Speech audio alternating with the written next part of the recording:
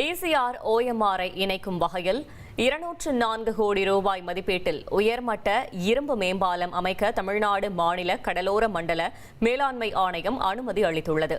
கூடுதல் விவரங்களை செய்தியாளர் பாஸ்கரன் வழங்கிட கேட்கலாம். பாஸ்கரன், வணக்கம். மேலும் தகவல்களை சொல்லுங்க.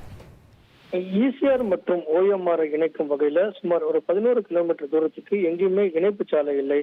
இதன் காரணமாக இந்த பக்கிங்ஹாம் கனால் நீலாங்கரை அருகே ஒரு 800 கிலோமீட்டர் அந்த புதிய பாலம் என்பது அந்த 800 கிலோமீட்டருக்கான பாலமாக புதிய பாலம் என்பது அமைப்பதற்குண்டான நடவடிக்கையை தற்போது தமிழக அரசு தொடங்கி இருக்கிறது. தமிழ்நாடு மாநில கடலோர மண்டலம் மேலாண்மை ஆணையம் அதற்கான அனுமதியை வழங்கியிருக்கிறது.